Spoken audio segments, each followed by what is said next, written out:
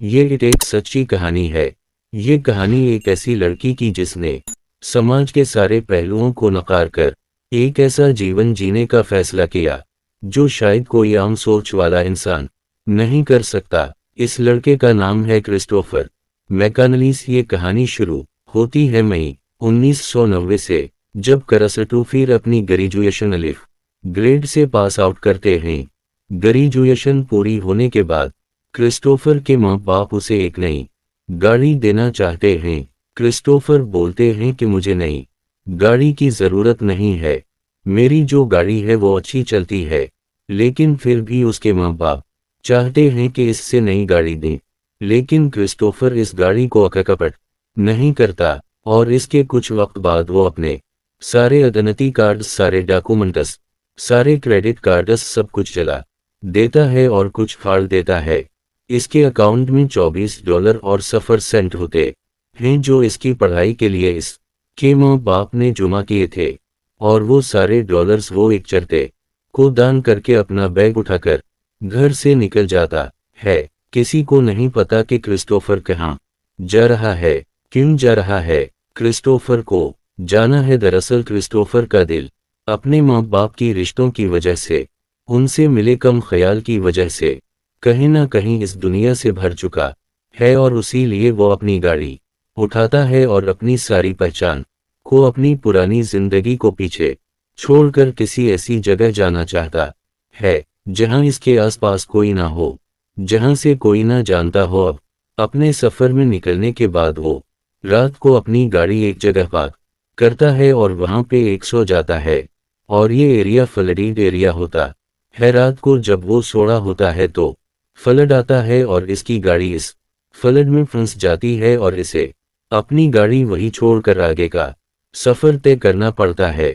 लेकिन इस सफर में निकलने से पहले वो अपनी नंबर प्लेट निकाल देता है ताकि कोई पहचान ना पाए कि क्रिस्टोफर की गाड़ी है, और इसके पास जितने भी डॉलर होते हैं वो सब जला देता है। अब क्रिस्टोफर के पास कुछ भी नहीं है तो उसके सपन, इसका विजन और इसका एक बैग इसके आगे के सफर में ये दिखाते हैं कि क्रिस्टोफर अब लिफ्ट मांगकर अपने आगे का सफर तय करता है, क्योंकि ना इसके पास गाड़ी है और ना पैसे। इसका जहां मन करता है वहां एक सो जाता है, जहां मन करता है वहां जाता है, मानो उसने इस पूरी दुनिया को अपना घर समझ लिया हो। और अब इसने अपना नाम भी बदल लिया।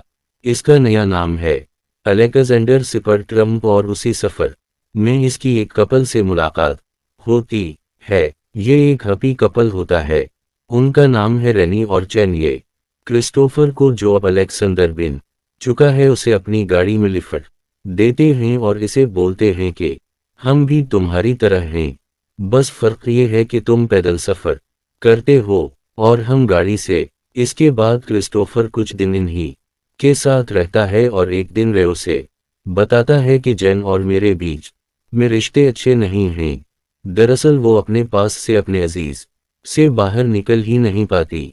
इसके कहने का मतलब ये था कि जैन का उससे पहले, यानी कि मुझ से पहले जिससे रिश्ता था, उसने उसे छोड़ दिया था, ये उसे धोखा दिया था, और उसी लिए आज भी ये अपने आतियत में रहती है। वो बताता है कि जब तुम हमें मिले थे तब भी हमारे बीच में लड़ाई झगड़ा हो रहा था, लेकिन मैं से बहुत प्यार करता हूँ। क्रिस्टोफर बोलता है कि कुछ लोग अपने आप को प्यार के लके ही नहीं समझते, और उसी लिए वो एकांत में चले जाते हैं, शायद अपने आतियत की दरारों को भरने के लिए। रेनी क्रिस्टोफर को बोलता है कि अरे वाह, तुम तो बड़े समझदार हो, तुम कोई बाबा वाबा तो नहीं होकर। बोलता है कि बालों से तो तुम लग रहे हो, क्योंकि इसके बाल बहुत लंबे होते हैं। अब क्रिस्टोफर उनके साथ रहता है तो उनके रिश्तों में भी सुधार आता है, लेकिन क्रिस्टोफर को आगे जाना चाहता है, और उसी लिए वो उन दोनों को छोड़कर अपने आगे के सफर में निकल जाता है। अभी तक वो नॉर्थर्न कैलिफोर्निया में था, और इसके बाद वो पहुंच जाता है ईस्टर्न साउथ डकोटा, और इसे घर से निकले हुए आज 2 महीने हो चुके हैं। इसके बाद क्रिस्टोफर की मुलाकात होती है वे इन्वेस्टर बर्ग से, जिसके पास बहुत बड़े बड़े खेतों का कंट्रैक्ट होता है, और क्रिस्टोफर यहाँ पर काम करता है। वो बड़ी बड़ी मशीनों से फसल काटता है, गोदाम में काम करता है, लेकिन वो अपनी लाइफ की जोड़ने को एंजॉय कर रहा होता है, क्योंकि वो जो भी कर रहा होता है अपनी मर्जी से कर रहा होता है। और यहीं पर वो वेस्टरबर्ग से एक दिन की डिमांड करता है। ये अलास्का जाना है, जो एक बिहार है, एक जंगल है, और इसे अपनी रिक्शा करने के लिए, शिकार करने के लिए गिन की जरूरत है। और वेस्टरबर्ग उसे गिन डलवाता है। इसके बाद वेस्टरबर्ग को किसी वजह से पुलिस पकड़ लेती है और क्रिस्टोफर का वहां तक का सफर भी खत्म हो जाता है। और यहाँ से क्रिस्टोफर आगे निकलता है। अब क्रिस्टोफर ये तय करता है कि वो कोलोराडो नदी को पार करेगा, लेकिन इस नदी को पार करने के लिए परमससियों की जरूरत होती है, जो क्रिस्टोफर के पास नहीं होती। और वो परमससियों लेने के लिए जाता है, लेकिन उसे परमससियों नहीं मिलती।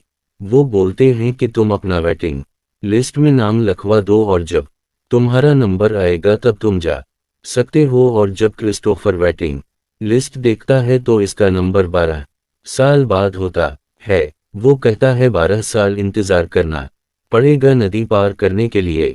वो कहते हैं कि हाँ। इसके बाद करस्टों पर बना परमससियों की नदी में कूद जाता है, यानी में उतर जाता है अपनी नाव के साथ।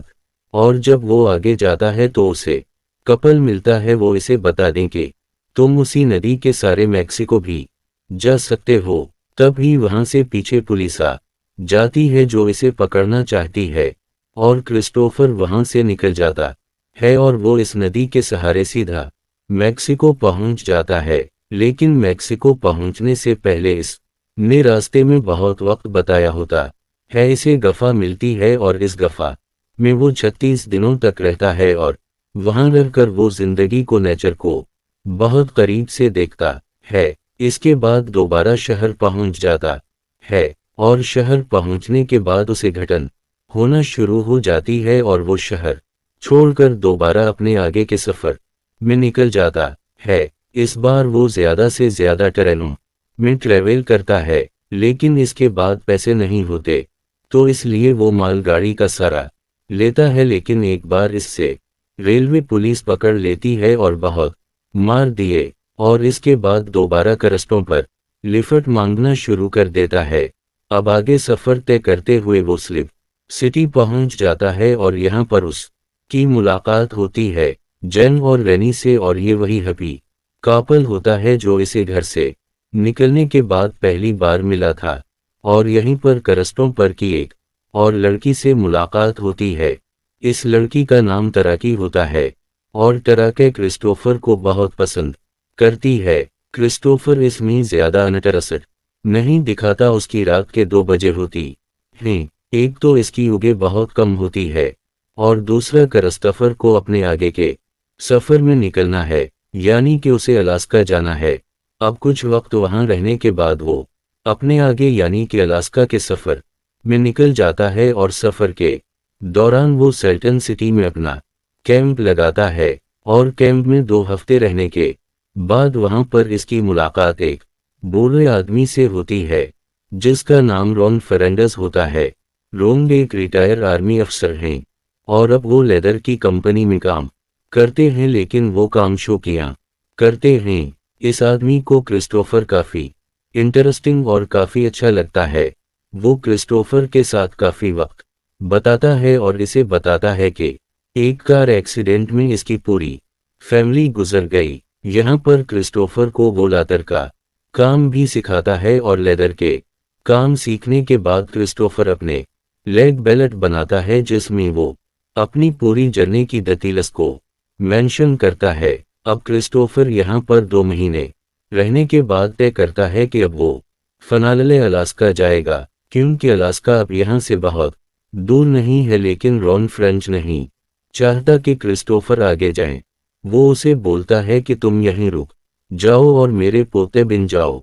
क्रिस्टोफर बोलता है कि मैं इस बात की बहुत इज्जत करता हूँ, लेकिन मुझे अलास्का जाना होगा। जब मैं अलास्का से वापस लौटूंगा तब हम इस बारे में बात करेंगे। और वो वहां से निकल जाता है। वहां से आगे निकलने के बाद एक आदमी उसे लिफ्ट देता है, और इसको अलास्का के बॉर्डर छोड़ता है और छोड़ने से पहले वो उसे अपने शूज भी दे देता है जो बहुत लंबे होते हैं। वो बोलता है, इससे तुम्हारे पैर गीले नहीं होंगे। और अब क्रिस्टोफर वहां पहुंच गया है जहां वो पहुंचना चाहता था और इसे घर से निकले हुए लगभग 21 महीने हो चुके हैं। अब अलास्का के काफी अंदर जाने के बाद वो एक पेड़ की टहनी पर अपनी एक टोपी की निशानदेही लगा देता है, क्योंकि इसके आगे की नदी होती है और इसे नदी पार करनी होती है। और वो ये निशानी इसलिए लगाता है ताकि इसे कभी वापस आना हो तो इस टोपी से उसे पता चल जाए कि इस ने यहाँ से नदी पार की थी। अब वो नदी पार करता है जो बहुत ही नॉर्मल होती है। वो पैदल चल के इस नदी को पार कर लेता है और वो इस बार पहुंचकर अपना कैंप लगाता है और वहां पर रहना शुरू करता है। अलास्का में बर्फे बर्फ है, दूर दूर तक किसी इंसान का नाम वाओ निशान नहीं, और यहाँ पर बहुत ठंड होती है। वो आग जलाता है, छोटे मोटे शिकार करता है क्योंकि इसके पास बंदूक होती है। वो शिकार करके अपना पेट भरता है। अब इसे एक वाहन दिखती है ऊपर जो बस तैपे की होती है, और जब वो ऊपर जाकर देखता है तो इसमें एक गधा होता है। आग जलाने के लिए जगह होती है तो उसे एक बहुत अच्छी जगह मिल जाती है, और इस बस को इस मूवी में यानी कि हिस्टोरी में बस का नाम दिया गया। अब क्रिस्टोफर इस छोटी सी बस को अच्छे से साफ करता है, इसे रहने लायक बनाता है और इस में रहना शुरू कर देता है और अपना पेट भरने के लिए और शिकार भी करता है। और अब क्रिस्टोफर वो जिंदगी जी रहा था जो जीना चाहता था और वो वहां पहुंच गया था जहां वो आना चाहता था। क्रिस्टोफर की खास आदत होती है, वो बहुत पढ़ता है और लिखता भी बहुत है, और वो जो भी जोड़ने में अपना एक एक्सपीरियंस कर रहा होता है इसे लिख रहा होता है ताकि वो इस की जिंदगी में हमेशा अंबुओं की तरह इसके साथ रहीं।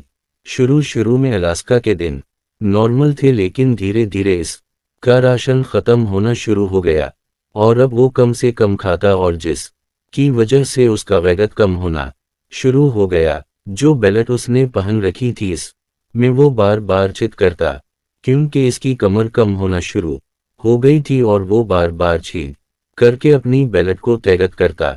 इसका खाना खत्म हो रहा था तो इसने सोचा कि एक बड़े जानवर का शिकार करके मैं उसे कई दिनों तक चलाऊंगा, और वो एक बड़े जानवर का शिकार करता है। लेकिन जैसा उसने सोचा था वैसा कुछ भी नहीं हुआ। इसका सारा मांस सड़ना शुरू हो गया और इस पे कीड़े पड़ गए, और यहाँ पर वो बहुत हताश होता है और इसे एक बार समझ में आ जाती है कि कुदरत के आगे कभी किसी की नहीं चलती। आप जब करस्तों पर कुछ हफ्ते वहां बता लेता है तो उसको एहसास होता है कि खुशियां बांटने में वो भी अपनी लोगों के साथ, और वो तय करता है कि अब वो यहाँ से वापस चला जाएगा। वो अपना बैग पैक करता है और वापस जाने लगता है, लेकिन वो देखता है जिस नदी को पैदल पार करके आया था अब वो अपने तूफान पे होती है और इसे पार करना लगभग नामुमकिन है। वो नदी में गिर भी जाता है और मरते मरते बाल बाल बिसता है। उसके बाद वापस वो अपनी गाड़ी में आ जाता है और वहीं अपने आगे बताना शुरू कर देता है। क्रिस्टोफर को कुछ हफ्ते हो चुके हैं, इसलिए इसका सारा राशन गोलियां सब खत्म हो चुकी हैं और अब उसके पास जंगली पेड़ पौधों और उनकी जड़ों को खाने के अलावा और कोई चार नहीं है। इसके पास इसके लिए किताब भी होती है, क्योंकि जंगल में आप हर एक पौधे को नहीं खा सकते। अब वो अपने लिए खाना रंग करना शुरू करता है और इसे एक पौधे में कन्फ्यूजन हो जाता है। वो होता है वायलेट पोटैटो और स्वीट पे। दरअसल वो वायलेट स्वीट पे की जगह वायलेट पोटैटो खा लेता है और इसकी बॉडी में पोषण फैल जाता है। इसकी बॉडी पहली कमजोर थी और अब पॉइजन फैलने के बाद इसके अंदर इतनी हिम्मत भी नहीं है कि वो अपने लिए खाना रंग कर सके। क्रिस्टोफर को इस बहर में अलास्का में आज पूरे 100 दिन हो गए। वो जो चाहता था उसने कर लिया, लेकिन अब वो बहुत कमजोर है और पॉइजन की वजह से वो धीरे धीरे मर रहा है। लेकिन अभी भी वो अपने थॉट्स लिखता है और अपनी जिंदगी के आखिरी दिनों में थोट लिखता है। हापापन से सुन ले रेल वहीं। और जब क्रिस्टोफर को एहसास होता है कि ये इसकी जिंदगी का आखिरी वक्त है तो वो अपने स्लीपिंग बैग के अंदर लेट जाता है, अपने माता पिता को याद करता है और इस दुनिया के लिए एक नोट लिख कर जाता है।